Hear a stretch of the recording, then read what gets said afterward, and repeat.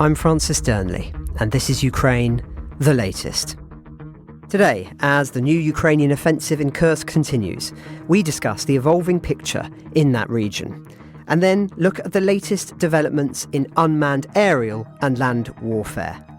Plus, later, why superbugs spawned in war could spark the next pandemic. Bravery takes you through the most unimaginable hardships to finally reward you with victory. The first duty of my government is security and defence, to make clear our unshakable support of NATO and with our allies towards Ukraine. Kyiv stands strong. Nobody's going to break us. We're strong. We're Ukrainians. It's Wednesday, the 8th of January, 2 years and 313 days since the full-scale invasion began. And today I'm joined by our Associate Editor of Defence, Dominic Nicholls, our Deputy Global Health Editor, Arthur Scott Geddes, and, dialing in from the United States, friend of the podcast, RAND analyst, Michael Bohnert. I started by asking Dom for the latest from the battlefield. Let's start in the Donbass, and in particular the town of Toretsk. So this is about 30 k's north of Donetsk city, about 40 k's kind of east-northeast of Pokrovsk. That town is under extreme pressure. I think it's likely to be taken by Russia in the next few days. Russian forces have been pushing hard throughout the Donbass in recent weeks, as we've been reporting. Very likely that this push is ahead of the 20th of January inauguration of Donald Trump.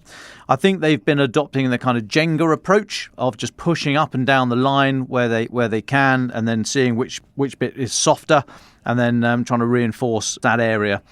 Institute for the Study of War, the US-based think tank, are writing today. They report a spokesperson of a Ukrainian brigade operating in the Toretsk area. They reported this individual was speaking on Sunday, saying that Russian forces are now attacking in groups of up to 20 soldiers after previously being seen in groups of about 5. They still seem to be employing the same kind of tactics, just more people. So the same kind of meat assaults and the same sort of just pushing at a certain area. But I would imagine it sounds as if they're concentrating their force in the Donbass. That's where they've been having most success in recent months. So I think they're trying to concentrate their force there to get as much ground as they can ahead of January the 20th. Now, that pattern's been repeated throughout the Donbass. Small Russian advances, but advances all the same. And over months, all those small advances do clearly add up. I think Putin is calculating that ground, any type of ground of any tactical significance whatsoever, even or none, no tactical significance, but ground for its own sake is worth losing soldiers over, and boy are they losing soldiers. But I think he deems just having more parts of the map red by January the 20th, the better.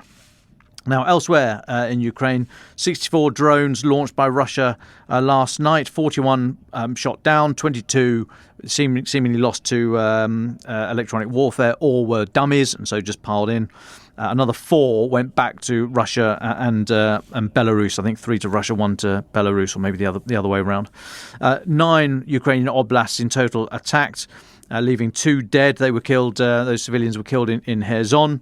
Many other injuries. It looks as if the so-called drone safari in Kherson is ongoing. We've reported it numerous times. This just it would be extraordinary if we hadn't seen harm to civilians, deliberate harm to civilians, so often in the last 3 years. But these seemingly targeted attacks by drones of civilians in Kherson is ongoing. Now then, inside Russia and Kursk, very little change there. Small Russian advance in the northwest sector of the Ukrainian-held territory, but it is a small advance. I think Ukraine has probably culminated in the latest phase in their push to the east and to the northeast. Just a reminder, culmination is a military term basically meaning the force is exhausted. It's not going backwards. It's not being pushed back, but it's run out of steam. It's no longer able to go forward. It ideally, as a military commander, you would seek to culminate just when you're at the point of exhaustion, not beyond it, so you can hold the ground that you are left with. Now, we don't know, but whatever this Kursk new offensive was, I think it may well have been opportunistic to take advantage of either where the North Korean forces are, because we thought originally North Koreans were embedded throughout the Russian forces. It now seems, the reports I've seen in the last few weeks, they seem to be operating on their own, and hence there's going to be a natural sort of language barrier. There's going to be all sorts of coordination on the edges where two units sort of rub up against each other. There's always a bit of friction there. There's always room for that area to collapse. So I wonder if what we're seeing here is Ukraine pushing against the edges of North Korean units where they rub up against Russian positions, Russian boundaries. Now, there are reports from a number of sources of large numbers of Western supplied equipment destroyed, but I've not seen any verifiable evidence of that, and what few posts I've seen not backed up really elsewhere. So I think we would have seen a lot more information from Russian sources if there had been these dozens of Western supplied tanks and armoured vehicles destroyed. So I think it may be culminating, and I don't think it was possibly as loud and fiery as some in the sort of the Russian-leaning information space would have us believe. But we will hopefully see. I keep asking for evidence, and all I get is a load of waffle mainly. Now then, staying in Russia, and Ukrainian forces attacked the Russian oil depot again in Engels. This is Saratov Oblast, about 200 kilometres northeast of Kyiv.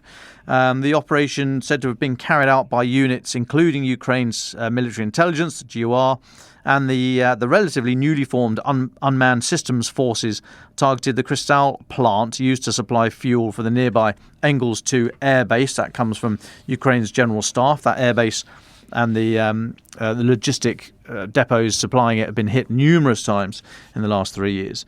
Russian authorities confirmed a drone attack in the area. There's footage of the burning oil facility you'll find on social media. And Saratov Oblast Governor Roman Bishagin said Ukrainian drone debris struck an unspecified industrial facility around 5:30 a.m. local time amid a massive, in his word, massive drone attack on the city. I mean, these drones have got to be quite, pretty deadly if just the debris causes that thing to explode. Just as well, the whole thing didn't land, I guess, Roman. Anyway, Kyiv Independent saying that the Engels 2 base is the home to the 121st Guards Heavy Bomber Aviation Regiment, operating the big Tupolev 160 bombers, and also the 184th Heavy Bomber Aviation Regiment with the slightly older Tupolev Tu-95 MS planes. And that's us up to date, Francis. Well, thanks very much, Dom. Lots going on there, as you say. Now, in the political realm, I want to start with a Reuters report that Lieutenant General Keith Kellogg, Donald Trump's incoming Ukraine envoy, of course, has postponed a fact-finding trip to Kyiv and other European capitals until after Trump's inauguration on January 20th. He had, we understand, initially planned a mission to Kyiv to meet with Ukraine's leaders in early January, with meetings also in other European capitals with leaders there, including Rome and Paris. But the trip, which would have marked the first time incoming Trump administration officials headed to Kyiv since November 5th, has now been pushed back, say sources who requested, interestingly, anonymity to discuss these private matters. Kellogg is now expected to travel to Ukraine after Trump takes office, as I say, though no date has been set. It's not immediately clear why Kellogg was delaying the trip. There may be nothing ominous about this, but nonetheless, it will be an opportunity lost for Kellogg to speak further face-to-face with the Ukrainians and their key European allies before potentially critical decisions are made by the new administration in Washington. That said, meetings have been ongoing since the 5th of November, perhaps most notable when the so-called power broker of Zelensky, Andriy Yermak, travelled to DC a month or so ago, just a couple of days after our interview with him for this podcast. So if you want to hear his publicly stated views before those meetings, we'll add a link in the show notes to the video version of that discussion. Quite interesting. But moving on, I know we have many listeners in Canada. Hey guys, and of course it has been a momentous week for you, with Canadian Prime Minister Justin Trudeau announcing his resignation and stepping down as leader of the country's ruling Liberal Party after a decade leading it. I won't go over now all the full history of Canada's stance on the war here. There have, of course, been important contributions, but also criticisms that have been made by allies. But I think it is worth taking a moment to consider what the highly expected successor to Trudeau's stance is, because even if the federal elections aren't until October, his tone will no doubt shape the conversation over these important months. Pierre Poilievre, leader of the Conservative Party of Canada, has consistently expressed pretty strong support for Kyiv in its defence against Russian aggression. He's advocated for providing Ukraine with necessary weapons and resources to uphold its sovereignty and deter dictatorial expansion. Last year, he vowed that Canada will always stand with Ukraine as the world marked the second anniversary of the invasion. He then denounced the tyranny of Putin and applauded Ukraine's unshakable resolve and determination. But details of what that would mean in practice and whether it means he would be pressuring for a ramp up in support is unclear.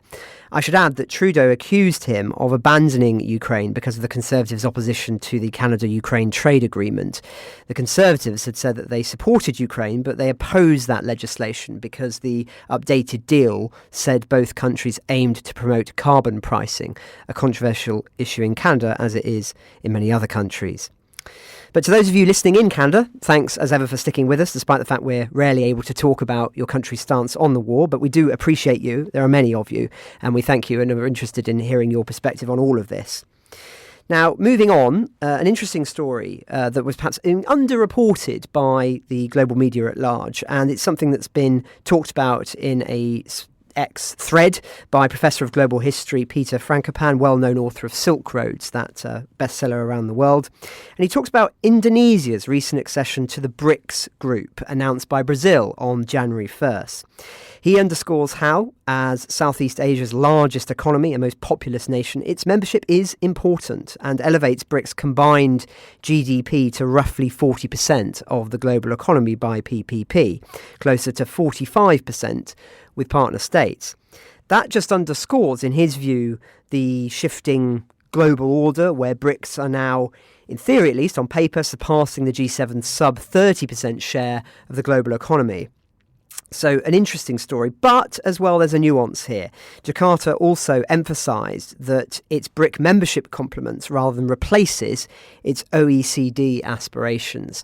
So I think that speaks to the fact that with many countries that are perhaps on the cusp or could sometimes be seen as falling under the sort of Beijing, Moscow umbrella, in more instances than not, they are perhaps realpolitik practitioners rather than ideologically committed to the autocratic state of mind. And of course, we've seen that with India. We've seen that with many other countries who have been hesitant to condemn Russia at the UN. They're putting themselves first rather than being seen as part of the kind of Western moral club, moral axis, if I can articulate it in that view. So perhaps Indonesia is another example of a country that is putting itself and its own interests first above ideology. Of course, perhaps the biggest example of that we've seen over the course of the war is Turkey. And of course, we'll be returning to Turkey soon. But nonetheless, more evidence, all of this, of perhaps new blocs forming, such as was articulated by some early on in the war as Cold War II. Last couple of updates. We were reporting over Christmas and the New Year about damage to undersea cables in the Baltic. And today, the Joint Expeditionary Force of Countries has released a statement to say it is concerned about the recent damage to the S-Link 2 power cable and several other cables on Christmas Day, saying, and I quote, "It is another example of maritime incidents causing direct economic and security implications for Finland and Estonia, highlighting the risks to vital communication and energy networks essential for the security and prosperity of all nations. Consequently, the Joint Expeditionary Force has reactivated elements of an agreed GEF response option to help monitor threats to undersea infrastructure. This activity builds on lessons identified during Nordic Warden in June 2024, further rehearsed on Joint Protector in November 2024, and is designed to complement existing and planned national and NATO responses. The JEF commends Finland and Estonia for their decisive actions in dealing with these incidents." Quite interesting, I think, to see them commenting on those incidents. Is something stirring in the JEF, quite possibly.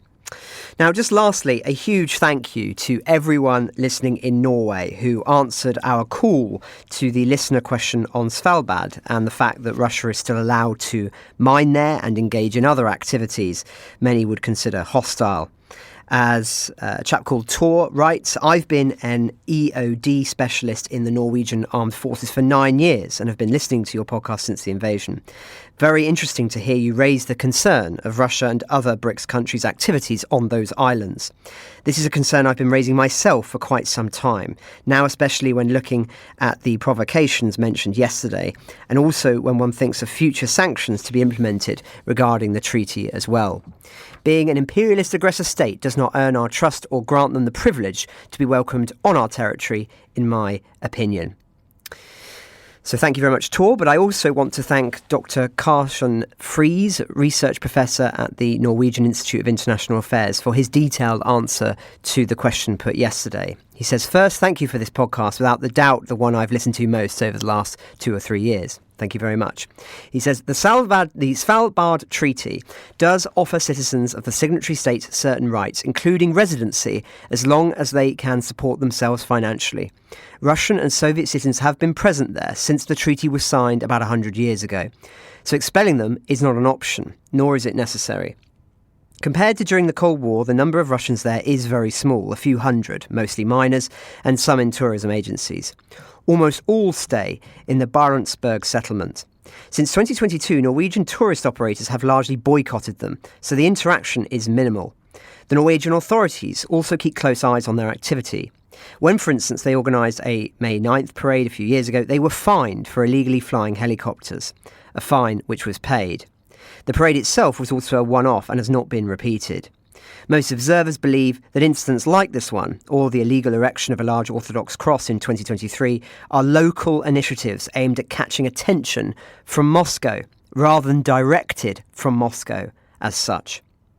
That said, Russia, and before that the Soviets, have repeatedly tried to bilateralise the relationship to Norway at Svalbard. That is, they've tried to achieve some sort of special status, different from the other treaty signatories, by, for example, calling for bilateral dialogue about Svalbard. Norwegian authorities have been rejecting this as routinely as Russia has attempted it. Bottom line is that Russia and the Chinese, by the way, activity in the Svalbard region is closely regulated and monitored, and often the best strategy is to play things down and resolve it quietly, rather than walking into traps of people who wish to blow smaller incidents up to get global attention. So really interesting to hear that perspective. Thank you, Dr. Friis, and thank you to everybody who's written in on this subject. So that's where we are in the political realm, the most pressing matters. But I'm going to turn now to Michael Bohnert, friend of the podcast, of course, at the RAND Corporation, dialing in from Washington, D.C. Michael, a pleasure as always. I know that we're going to talk with several subjects about today, but just want to start with, what's your reaction and analysis of what's going on in Kursk at the moment? Welcome, Michael.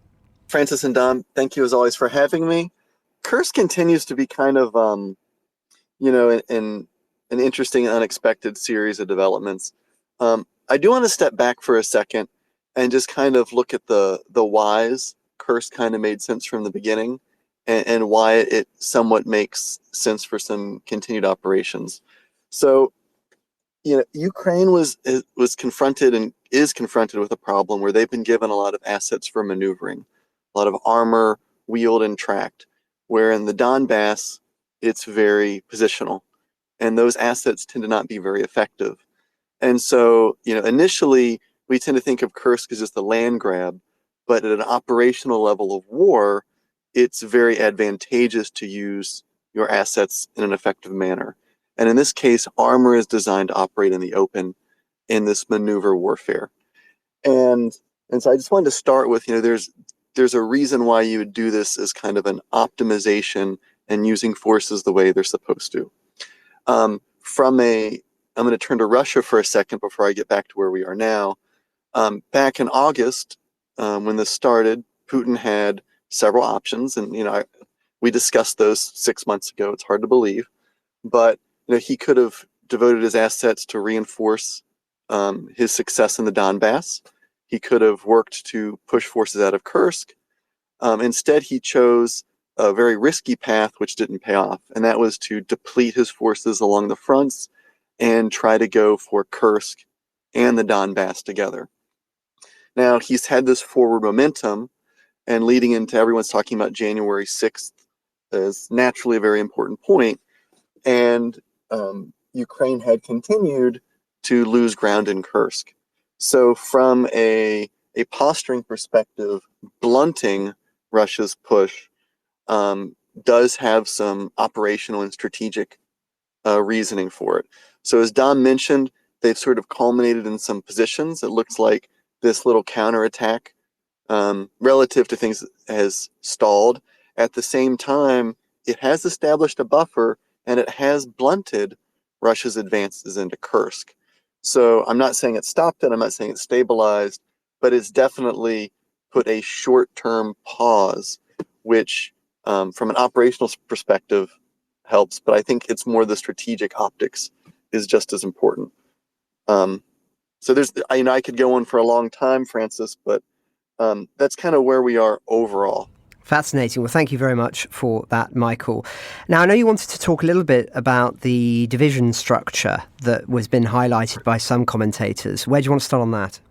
Sure. So when, there's been criticisms for a while that Ukraine is mostly a brigade and battalion-based military. And just so for listeners to know, battalion is a smaller level, 600 to 1,000 troops. It's very much focused on achieving a direct result with its forces. A brigade is made up of 3 to 6 battalions.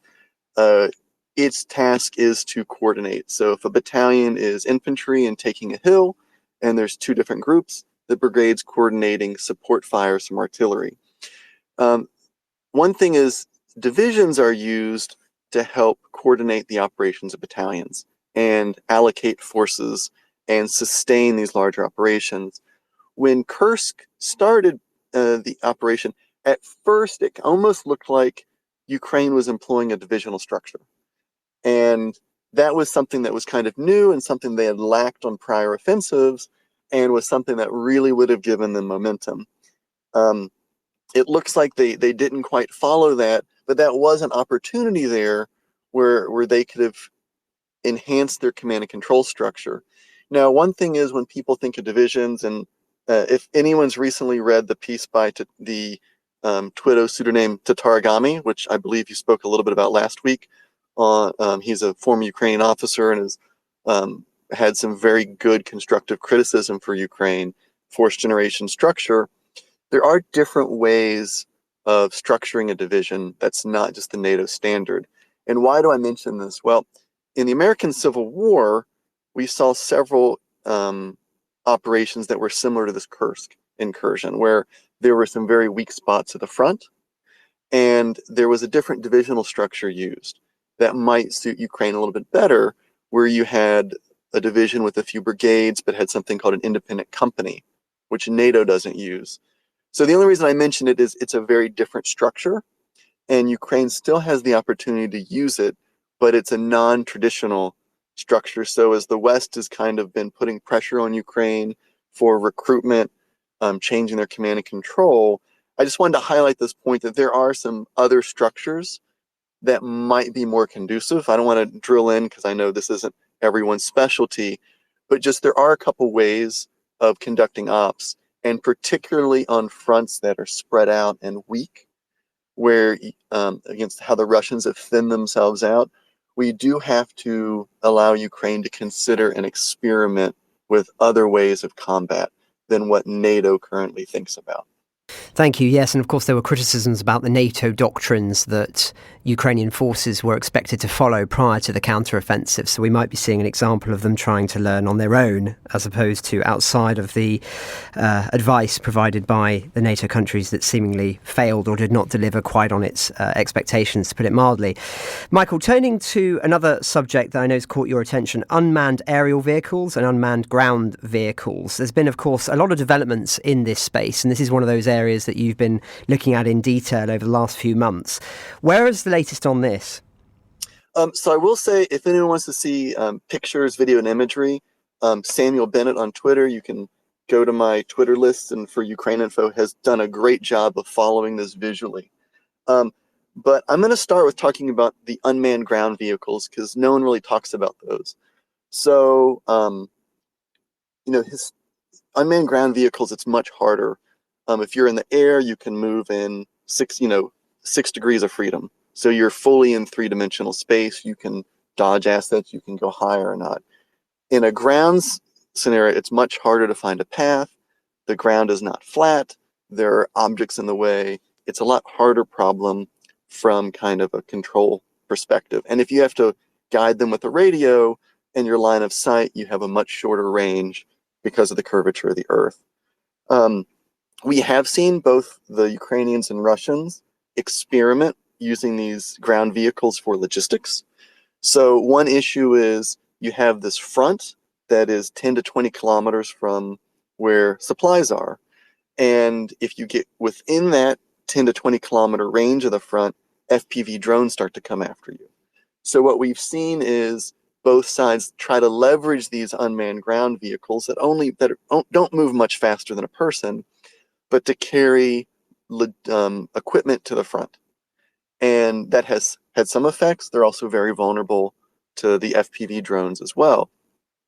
The other main use of these, which is very important for the survivability context of forces, is they're used for removing casualties. So that's been an issue that's plagued particularly both sides, but Ukraine tends to care more about casualty evacuation than Russia. And so what we're seeing is that because you can't just carry folks 10 to 20 kilometers, they are strapping injured soldiers on these unmanned ground vehicles because there's a higher probability of them getting to safety. So those are two early uses for unmanned ground vehicles. I know we've seen the videos of them shooting guns, etc., but really this logistics role and getting equipment to the front and rescuing people from the front is a really high value role, which thankfully we're seeing a lot of use now because it's helping Ukraine deal with its manpower problem. From the drone front, we've talked a lot about the fiber optic drones that Russia's been employing.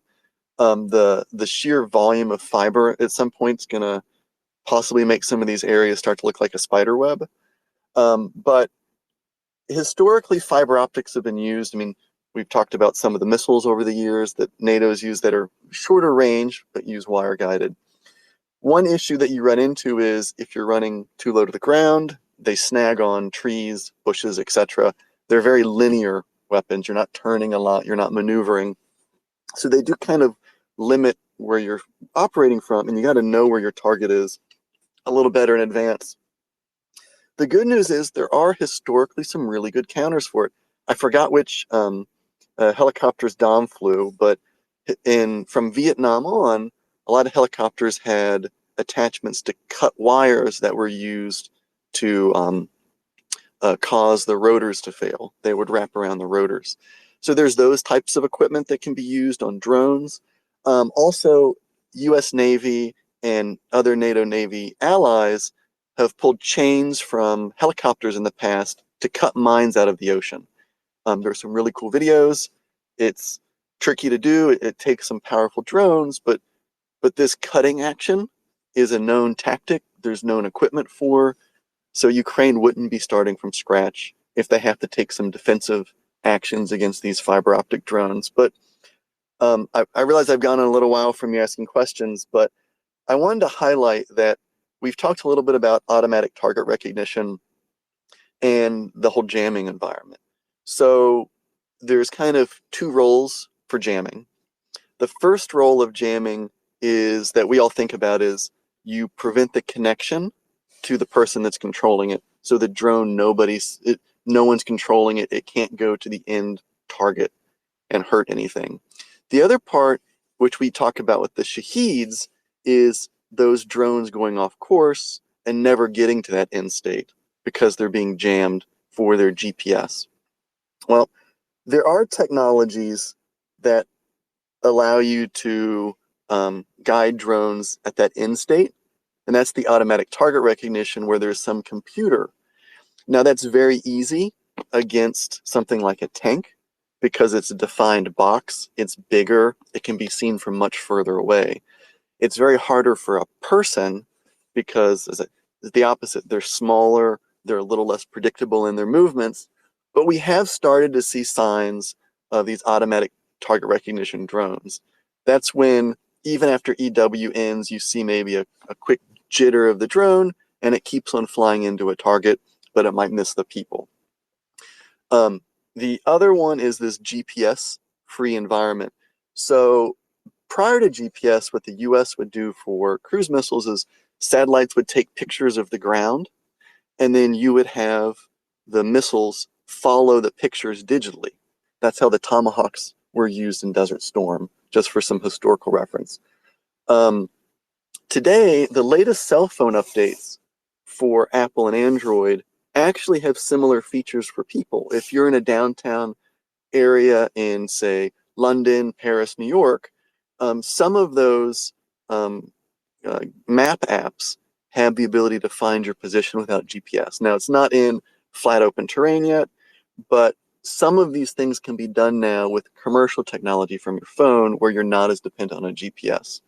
Similarly, your phone, it has the recognition of people's faces. If anyone's taken a picture recently, some of those technologies are also basically the same as automatic target recognition. So now that we're seeing it on cell phones for both GPS-free and what can be converted to target recognition, we're talking $100, $200 phone. Those technologies are now getting small enough to be applied to strike drones. And that's just something we're going to have to watch over the next year, that we've seen EW dominate the battlefield in 2024. Those technologies might not work as much going forward. So smoke and other things that we don't think about as electronic warfare but fall into that category are going to become just as important as the jammer. So I realize that's a little long-winded, Francis, but I wanted to give the full spectrum. No, Michael, thank you very much. Sometimes you have to go into detail. That's why we do this every day. I know Arthur has been experimenting with those kind of drones that you describe, and I'll ask him about that a little bit later on. But I do have one more question for you, Michael, but it seems like a good moment to bring in Dom, who I know is also very keen to ask you some questions. Since you mentioned helicopters, Dom, do you want to fill us in, remind us what the helicopter was? I know the answer because you always bang on about it, but why don't you jump in here? Well, I don't know if you deserve an answer now, Francis, but seeing as how it's a question about helicopters, why not? Yeah, Michael, so I flew Gazelle, little French thing, little sports car, little recce thing, and we did have wire cutters on the front of the cab. Never convinced that they would be good enough to go through a pylon if I hit one of those lines, but it would certainly go through a sort of domestic power cable, phone line, that kind of thing. It would do for a fibre optic cable as well. But yeah, I think it's pretty common to have these things on either the front of the cab or up by the rotor head. So before it sort of takes the rotors off. But no, really interesting to hear you saying all this, Michael. And I'd be interested if there's time now. A little segue. This AI innovation that you're talking about here. I mean, if the sanctions regime was more watertight than it seems to be at the moment and starving Russia of the sophisticated components and what have you, how much more innovation do you think there could be Russia could make if the sanctions regime was tighter? I don't see a world where you can stop the flow of cell phones from China to Russia. Too many cell phones are produced, too many components. They're too small below the level of sanctions. I think an issue that Russia might run into is getting the motors and batteries of sufficient size and efficiency to allow drones to operate with the additional, couple ounces of a camera. It doesn't sound like a lot, but for these drones, every ounce matters. So I think from the drone perspective, the hardware, but I don't see anything really stopping these cell phones from using the technology. There might be a delay where if you can get Apple and Google and others to kind of block app usage to Russia, but even then, I don't see much of that happening. It's something that's too hard to police. Thank you. Yeah, no, fascinating stuff. If I could ask a couple more questions, please, Michael. We reported yesterday on this announcement from the Ukrainian Air Force about the F-16 and the pilot shooting down 6 cruise missiles, four by missile, and then two with cannon. I mean, how credible do you think that claim is? And what effect do you think the F-16s are going to be able to have, and the French Mirage actually when they arrive? So, yeah, I think. I mean, I personally don't think it shot down 6, because that would mean 100% effectiveness of all systems, which, very rarely in warfare do you get 100% effectiveness.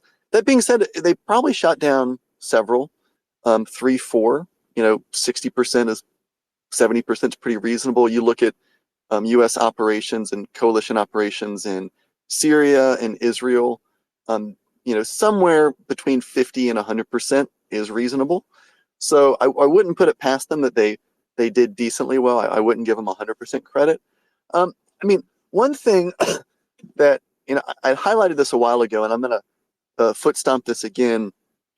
Until you get 60 or 100 F-16s, we're not going to see, massive air combat or air-to-ground strikes. And Ukraine's Su-24s are more than capable of handling Taurus missiles, Storm Shadow, etc. But the F-16s are very good at cruise missile defense.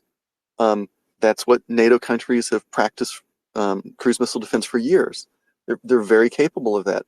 But Russia devotes a lot of assets to try to take them out on the ground and take them out in the air. And one thing that we haven't noticed in a while, and we don't highlight this, is when you see the strikes from Russia, you see drones, you see cruise missiles, you see dedicated ballistic missiles. You don't see S-300s anymore. And that started about 2 months before the F-16s came, if you take the reports. And I think that's directly having an impact where Russia's holding a lot of its surface-to-air missiles in reserve, because it knows at some point it's going to need those on the front. And that by itself constricting,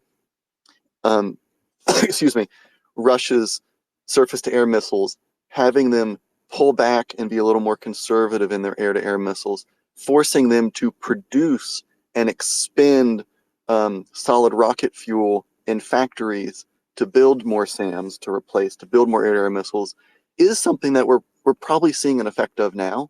Can't quite prove that, because it could just be they're holding them in reserve for other reasons. But this industrial fight, the F-16s and Mirages, just have to provide an occasional credible threat to force this industrial substitution, to force Russia to make operational decisions that reduces their fires against the ground forces. So that's I think something that to set the expectations. There's a lot of other kind of downstream second and third order effects that these F-16s and Mirages are going to provide. I still don't think there's enough capability for them to stop the glide bombs. It's just the ranges are too far behind Russia's SAM umbrella. But for now, I think this industrial substitution in cruise missile defense is starting to have an effect on air defense.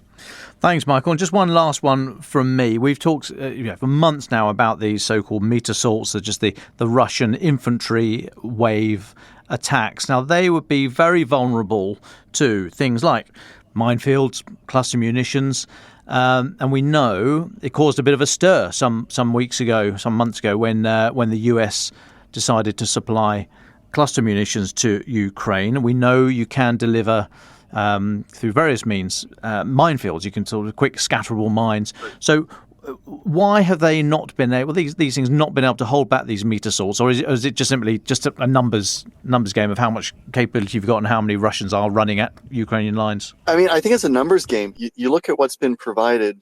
The numbers that are public on cluster munitions is still in the low hundreds. It's not massive amounts.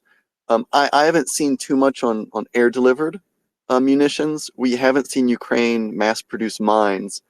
I mean, look at the US. We haven't produced cluster munitions since the 90s. And we were kind of the last. I mean, Germany has the bonus. It's an artillery shell that has 2 cluster warheads out of it. That doesn't count in my book. But no, there really hasn't been any cluster production in 25 years. And I mean, I think, we don't talk about it much, but you go back to the 90s, all the published NATO force sizing for their air and ground forces assume cluster munitions. And that's something that we as an alliance need to revisit. Of all these countries went after treaties, got rid of their cluster munitions, and didn't size up their forces to compensate. And I think we're seeing here that there just aren't a lot of cluster munitions left. I mean, the cluster ATACMS and GIMLRs were being decommissioned. So we don't know exactly how many are left. But, I don't see the mass of clusters being used, partially because, these are things that can't be replaced in NATO. There aren't cluster factories. So just, I don't see as big an effect just because there aren't enough of them. And Ukraine's really the only country that can produce mines because there are no Western mine producers in any quantity. And they haven't done that either. I don't know if that's political. I don't know if certain countries have put that as stipulations, but I agree with you 100%, Dom.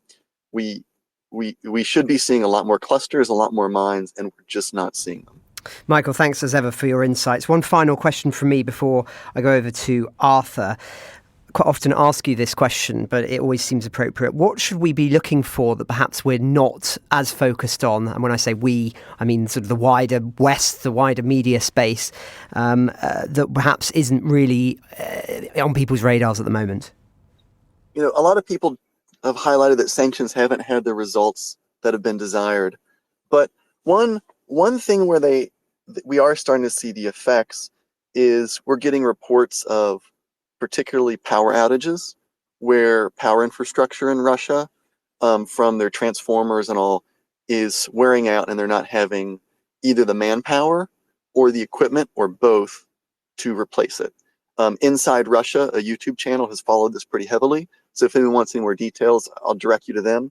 But we're also seeing this similar for the centralized heat. So for those of you that don't know, in a lot of former Soviet locations, the heat is centrally produced and piped via pipe and radiator to homes.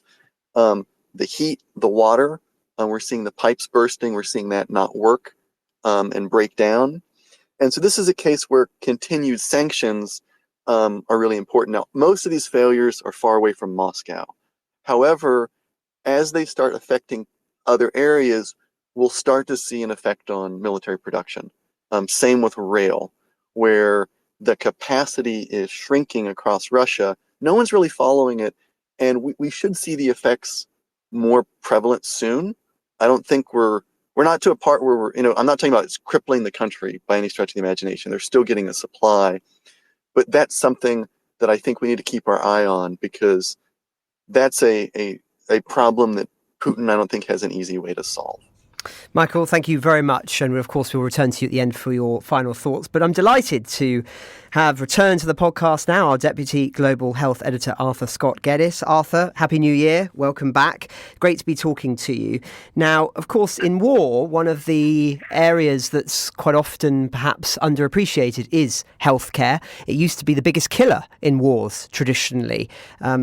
Michael referenced the American Civil War earlier. The biggest killer in the American Civil War was not musket fire. It was disease. So it feels always appropriate for us to be keeping our eyes on this, such as you have been. So I want to start by asking you, what is AMR and why should it be such a concern with regards to the war in Ukraine? Welcome, Arthur. Oh, well, thank you very much for having me. It's great to be back on the show. So AMR, antimicrobial resistance, is the phenomenon where bacteria over time become resistant to the antibiotics being used to treat infections. It's often referred to as a silent pandemic, and you might have heard it being called superbugs. And the reason why people are so concerned about it is essentially that it threatens much of the progress we've made in modern medicine. So common infections and injuries that were once easily treatable are becoming more dangerous and killing once again. It's thought that AMR is now responsible for well over 1 million deaths a year, which is more than AIDS and malaria combined. And what you have in Ukraine are large numbers of soldiers and civilians who are suffering traumatic injuries, which then get infected with bacteria. So Ukrainian doctors have little choice often but to use antibiotics a lot, to save lives. And this is feeding into this problem. So a little while ago, I spoke to Ihor Kuzen, who is not only Ukraine's deputy health minister, but I think also its chief doctor and its top epidemiologist. And he said that Ukraine basically needs more help to tackle this issue from its allies. What they want is more modern lab equipment so that they can rapidly identify these types of drug-resistant bacteria. And they also need to modify and repair their medical facilities with things like better ventilation to make it less likely that patients will pick up these really nasty infections while they're being treated. So as this has gone on, even some of the strongest antibiotics that we have available, to medicine are now no longer working on infections.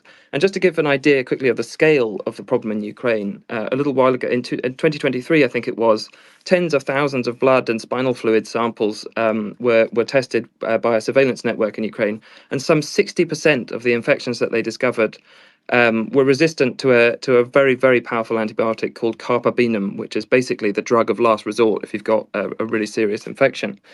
And this is all leading to pretty horrific scenes, really, that put me in mind of, something out of a Patrick O'Brian novel, or, something from the American Civil War, soldiers having to have their arms and legs amputated because doctors simply can't stop the infections. Aggressive antibiotic-resistant strains of bacteria have now been detected in at least 6 European countries, including the UK, and even as far afield as Japan. Now, it's not all doom and gloom, however, because Ukraine has made loads of progress in building the infrastructure needed to deal with this problem. For example, I think there are now 100 laboratories for investigating these types of bacteria, whereas there were only 3 in 2017. So I've got a next question for you, which is that, of course, Russia's deliberate targeting of Ukrainian health facilities and civilian infrastructure has been well documented, but there are some of the less obvious ways that this is feeding a health crisis. What might those be? Well, so just to give a bit of background information, in 2022 alone, there were 707 attacks on Ukrainian healthcare facilities. 218 hospitals and clinics were damaged or destroyed. There were 181 attacks on other medical facilities, things like pharmacies and dentists being documented. So aside from obviously, robbing Ukraine of the facilities and the kind of healthcare capacity that it desperately needs, it's been really, really damaging to Ukraine and is feeding into this health crisis, which is going to linger long after the fighting stops. So if you look at COVID, for example, COVID is a much more serious threat in Ukraine than it is in many other parts of the world at the moment, because they've lost a lot of their ability to test for it, to vaccinate for it, and because people are having to crowd together now in bomb shelters all the time.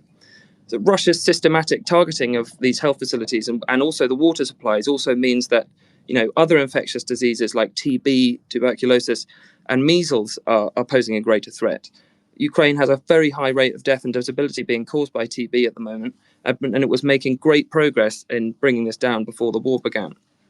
A really disturbing thing is that the Kremlin knows exactly what it's doing, and it's been going after Ukraine's health for a long time. When I spoke to Ihor, the deputy health minister, he told me about a Russian anti-vaccination propaganda campaign that began in 2014 and which aimed to spread fear and doubt over measles and diphtheria vaccines. And that's one of the key things for me really about this, is that Russia knows what it's doing by bombing these facilities, and these attacks have much further reaching consequences than perhaps people realise. Arthur, this is so interesting and something that is underexplored. I've been meaning for a long time to cite on the podcast a fascinating long read in Rolling Stone, of all places, on this issue of superbugs and how potentially they could be the cause of a future pandemic. And I just wanted to read a quote from it because it's very interesting, that speaks to the point that you just made.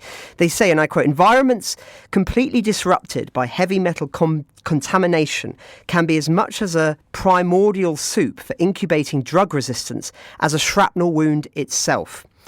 A biomedical engineer at Boston University has emphasised that studies show how higher levels of environmental metal can actually stimulate bacteria.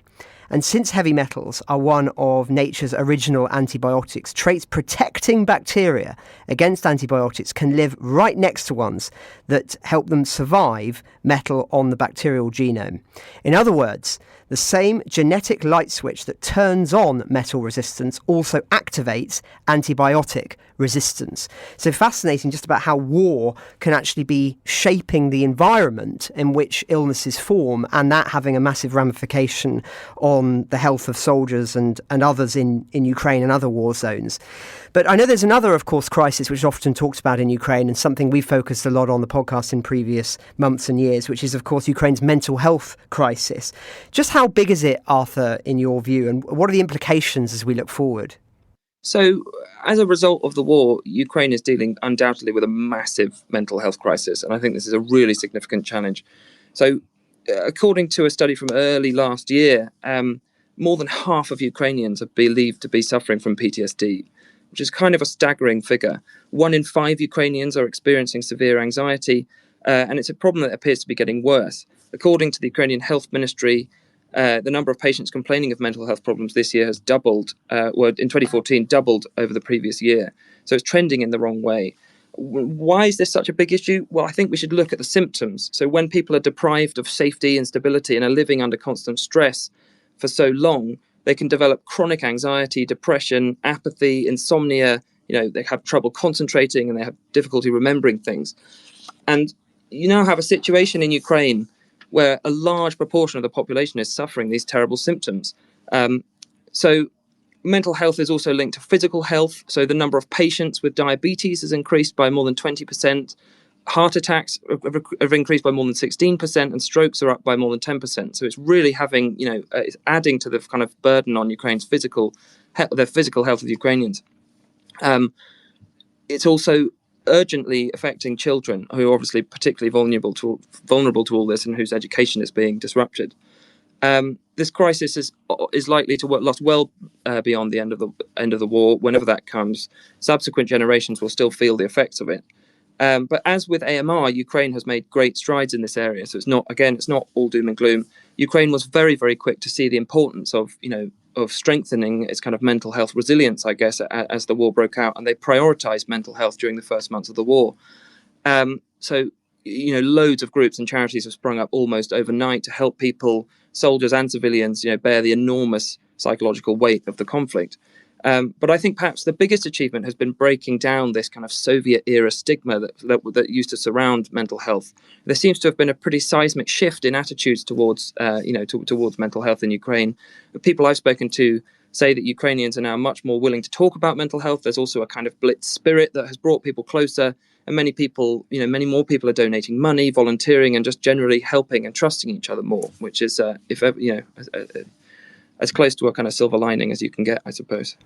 Arthur, thank you very much for insights on the subject we don't talk about very much, but as you say, is absolutely vital for us to keep our eyes on. Changing the subject completely, I know that for the paper and for our sister podcast Battle Lines, you were looking into AI motivated drones that are able to particularly target individuals. Do you just want to, since Michael was talking about this in detail earlier on, do you want to just share what you were doing and why perhaps it's such an extraordinary thing? Yeah, so I guess people listening may have seen, I think it was in 2017, a short science fiction film came out called Slaughterbots, which kind of painted this very bleak picture of the future in which AI-powered swarming drones had emerged as this new, essentially like a new weapon of mass destruction. And partly because of the war in Ukraine and the kind of arms race and the development race that it has kicked off and that it is kind of pouring fuel on, we seem to be near a world where this technology is coming into being, and so this raises a lot of implications for security going forwards. You have some of the things I explored were what happens if terrorists get hold of an AI powered drone and use it as an assassination weapon, or what happens when we do finally see these like large scale swarming drones and things like that. And so part of the story was basically the point of it was to make the point that this is now fairly easy to do. And so I went to Munich and met an amazing Norwegian inventor called Louis Venus, and he had taken this off-the-shelf toy drone for £100 and reprogrammed it with some fairly rudimentary algorithms and given it facial recognition basically, and you can turn it into something that will fly off and search for someone. possibly more relevant to your podcast was that I also spoke to Serhiy Kuprienko, who is the CEO and the founder of an organization called Swarmer in Ukraine. And they are basically in pole position to bring about the advent of swarming drones on the battlefield. So it was fascinating speaking to him about their progress. I believe they're planning to actually battlefield test that technology very soon. Well, thanks, Arthur, for your perspective on that. And we'll add a link in the show notes to the Battle Lines episode where you use the technology to assassinate your boss here at the Telegraph, which is thankfully neither Tom nor myself. Yes, so thank you very much, Arthur. Let's go to our final thoughts then. Michael, I know you have to dash off, so can I start with you, please? What do you want to leave our listeners? I just wanted to say something that I don't think really anyone hit on lately is, the US, UK, and Russia had this memorandum in the 90s, guaranteeing Ukraine's territorial integrity in exchange for Ukraine giving up nuclear weapons. And as we're entering an era where there's going to be a focus on bilateral and other deals and deal making, I just think there's an argument that hasn't really been explored of if the U.S. doesn't follow through with our deals, how are we going to be able to make deals in the future? Particularly when it comes to nuclear proliferation, more than just trade, but these security deals, because we showed that with Israel, there was a very strong response against non-nuclear states, where if there's a nuclear state, in this case Russia, the response was much weaker. And I just think thinking through how it can look like the U.S. is being selective with its deals, and there's I don't think not enough effort has been put into understanding the implications of not fully restoring Ukraine's territorial integrity from the perspective of the international agreements that the U.S. has made. So that's just what I want people to kind of think about. And thank you for having me. Thank you, Michael, as ever. Dom Nicholls, where do you want to leave our listeners? I want to leave our listeners, thanks Francis and thanks Michael, I want to leave our listeners in my pants, in my antimicrobial underpants. Listen, it was fascinating listening just now to Arthur and his talk of how disease is one of the biggest killers and that removes more soldiers from the battlefield, as you say, the American Civil War. It reminded me that I was so in Afghanistan we were all issued antimicrobial underpants because one of the biggest threats out there was from improvised explosive devices that if you stand on them you may lose a foot, may lose a leg. So yes, that's it from me, Francis. Thank you. Well, thank you very much, Dom, for that rather scarring story. Arthur, where do you want to leave our listeners? Well, Dom, I'd like to know where my invitation to the Kandahar Scorpion Derby was, but no, thank you very much for having me on. Follow the Global Health Security team for updates on all these kinds of health-related questions, and you can check out my dispatch on drones there as well.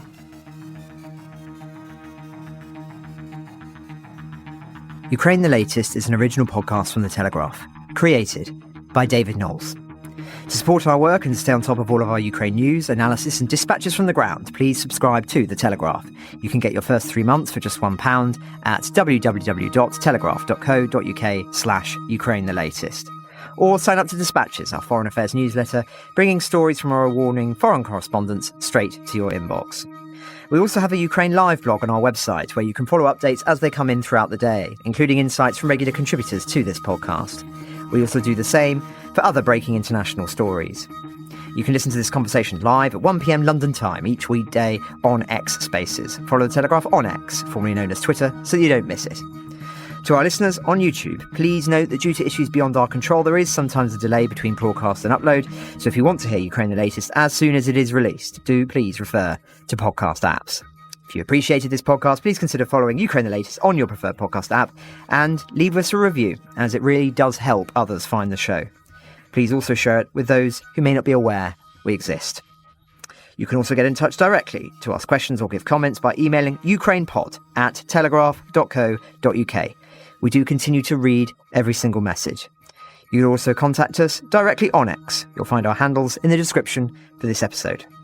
As ever, we're especially interested to hear where you're listening from around the world. Ukraine the Latest was today produced by executive producers Louisa Wells and David Knowles.